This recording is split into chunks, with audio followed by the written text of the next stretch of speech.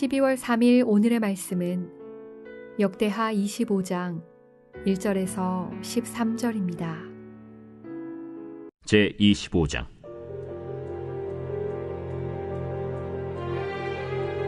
아마샤가 왕위에 오를 때 나이가 25세라. 예루살렘에서 29년 동안 다스리니라.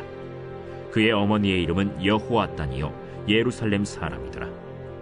아마샤가 여호와께서 보시기에 정직하게 행하기는 하였으나 온전한 마음으로 행하지 아니하였더라. 그의 나라가 굳게 섬에 그의 부왕을 죽인 신하들을 죽였으나 그들의 자녀들은 죽이지 아니하였으니 이는 모세의 율법책에 기록된 대로 함이라.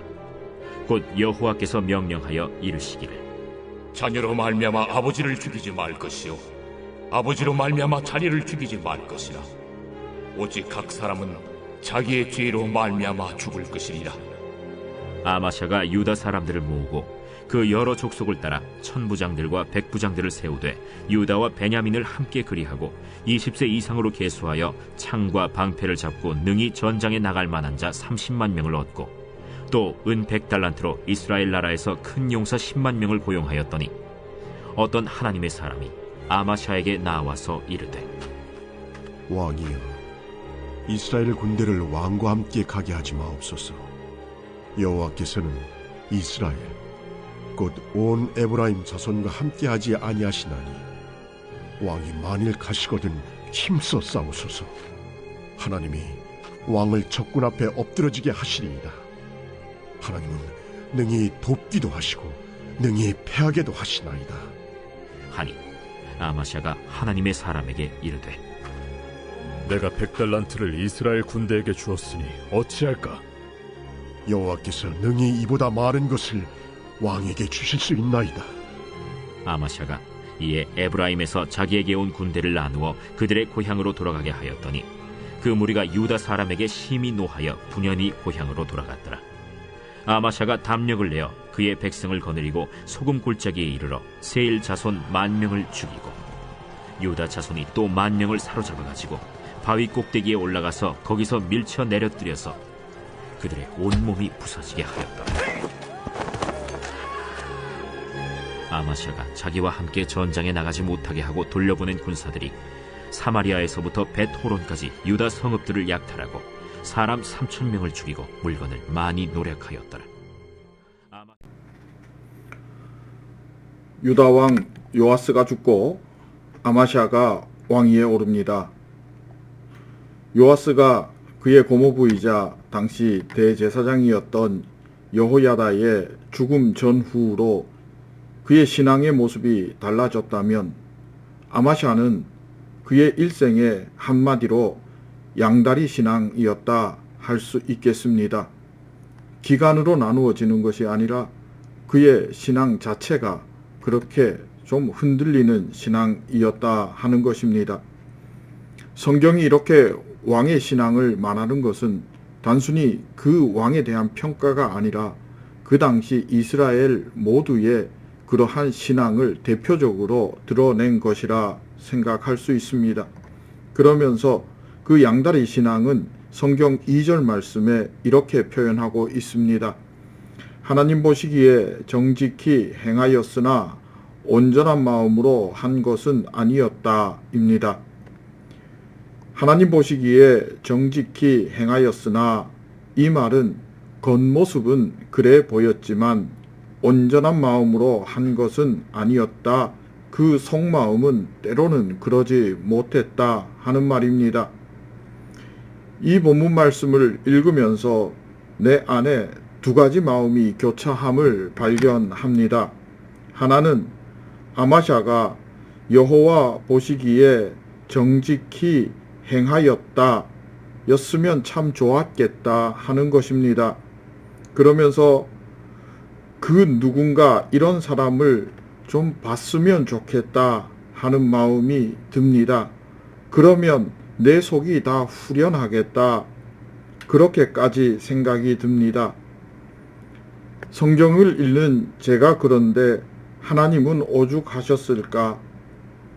여호사밧, 여호람, 아하시야, 요아스에 이르기까지 최근에 우리가 새벽 행복 큐를 듣고 읽을 때마다 들었던 왕들입니다. 그 모두가 여호와 보시기에 정직하게 행하였다 이렇게 끝난 적이 없으니 참 많이 답답하셨을 것입니다. 이런 와중에 다윗과 같이, 다니엘과 같이, 요셉과 같은 그런 사람을 만나면 그냥 기쁠 수밖에 없었겠다 싶습니다. 그냥 복 주고 싶으셨겠다 싶고 두고 보기에도 아깝다 싶었을 것 같습니다. 감옥에서도 사자굴 앞에서도 오직 하나님의 인도하심입니다. 그래버리니 너무 좋았지 않았겠습니까? 요셉을 보십시오. 형님을 만나고 그 형님들 앞에서 나를 이곳에 먼저 보내신 분이 하나님이시다 라고 말씀하면서 그 형님들을 용서해버리니 하나님의 마음이 기쁘지 않을 수 없었을 겁니다. 이런 마음과 함께 두 번째 저의 마음은 그럼 너는 이었습니다. 사실 많이 죄송했습니다. 내 욕심에 말씀을 말씀답게 전하지 못했고 내 게으름에 핑계되었고 내 소원이 기도의 주가 되어버린 것을 깨닫고 회개합니다. 혹시 예배가 하나님 보시기에는 괜찮았는데 내 속마음은 그러지를 못해서 드라마가 되어버린 것은 아닐까? 내가 예배자가 아니라 배우로 서서 예배 드린 것은 아닐까? 되돌아보며 회개합니다. 이 시간 사랑하고 존경하는 성빈의 교우들에게도 이렇게 부족한 목사가 안타까운 마음에 감히 부탁하며 여쭙는 것은 여러분은 어떠하십니까? 입니다.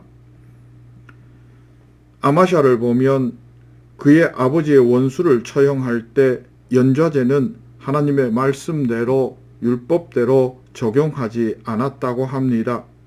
이런 것은 하나님의 말씀대로 다른 것을 말하고 있습니다. 그런데 에돔과의 전쟁에서 자국군사 30만을 세우고 그것도 불안하여서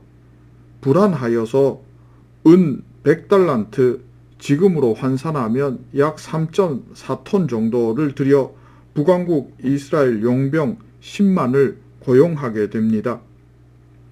전쟁에서 이기게 되면 이 용병들에게는 추가 지급 인센티브 퍼센테이지도 관례에 따라 약속했을 겁니다. 그것보다 더 명확하게 알아야 했던 것은 전쟁은 하나님께 속한 것인데 북왕국 용병 10만이 더 필요했고 그것을 의지합니다.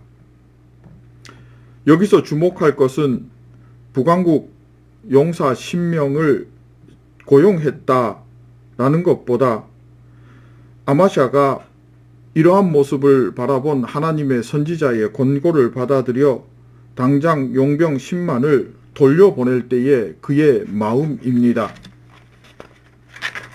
9절 말씀입니다. 내가 100달란트를 이스라엘 군대에게 주었으니 어찌할까? 라고 합니다. 이 100달란트 회수할 방법이 있을까? 지급했는데 그냥 돌려보내기에는 아까운데입니다. 이랬으면 어땠을까 싶습니다. 아마샤가 말입니다. 하나님 회개합니다.